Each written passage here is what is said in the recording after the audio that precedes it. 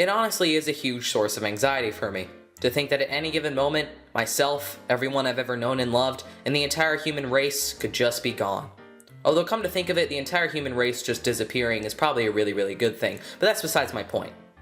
The end of the world has fascinated humanity for centuries. We all have our own theories on when and how the world will end, but in this video I want to share some of my own.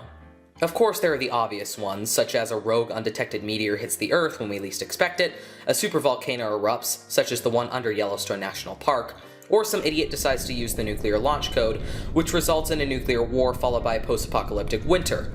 But hey, there would be some benefits from that. Just imagine, we could go skiing or ice skating whenever or wherever we want.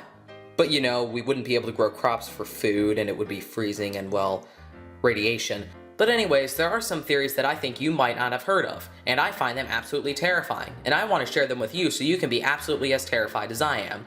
I know, I am such a nice person. So first off, giant solar flare. It's basically just as it sounds, a solar flare released by the sun, but instead of a normal one, it's just very big, and it's heading towards Earth, and is threatening every living thing on this planet. But hey, what could some larger than normal solar flare do? Well, if it's big enough, our atmosphere might not be able to protect us. And if that's the case, some of the possible effects are worldwide power outages and a complete shutdown of our communication systems. Those effects would be catastrophic, and it might take us days, weeks, or even years for us just to get the things fixed depending on the magnitude of the event.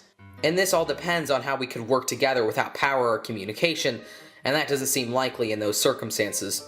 And the scariest part is, we would have almost no warning and only minutes to prepare as the solar flare hurtles towards our planet. So yeah, that's pretty terrifying. The other one is one that we all think about, a viral disease. But in this case, imagine a virus as deadly as Ebola and as easy to spread as the common cold.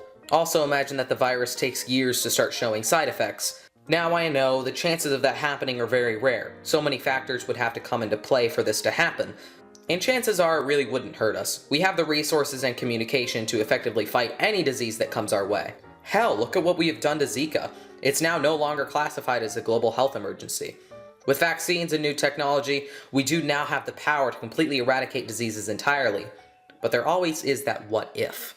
Now this one matters a lot to me because I care about our planet, and I'm starting to notice that not enough people do. So just hear me out. We as humans are the greatest threat to ourselves, and most of all, our planet. Through the actions we take, rather it be poaching, deforestation, the burning of fossil fuels, or the resources we take from our environment, we do an awful job of taking care of our home. We as a species do tons of harm to our environment, and this is starting to hurt us. Every day we cause nearly 150 to 200 species to go extinct. This is nearly 1,000 times greater than the natural rate. Those extinctions cause food chains to collapse, and that starts to kill off species that help us survive, such as bees. And now with the effects of global warming, polar ice caps are melting, and causing sea levels to rise at 0.14 inches each year, which are putting many people's places of living in danger. These facts are undeniable, and we have to stop them. And if we don't, the future of our species and our planet are at risk.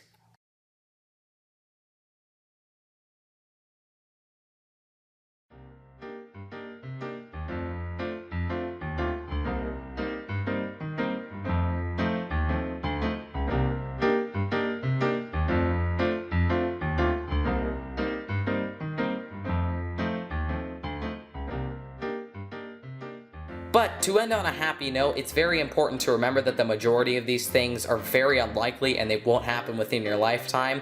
And to the last point, I just want to say there is tons of progress being made right now, and we are definitely doing better than we were per se a decade ago. And the future looks bright in that aspect. We're really starting to up our fight against climate change. We're really trying to, well, we're doing a lot more to inform people about these issues, and more people are paying attention to them and taking action against it.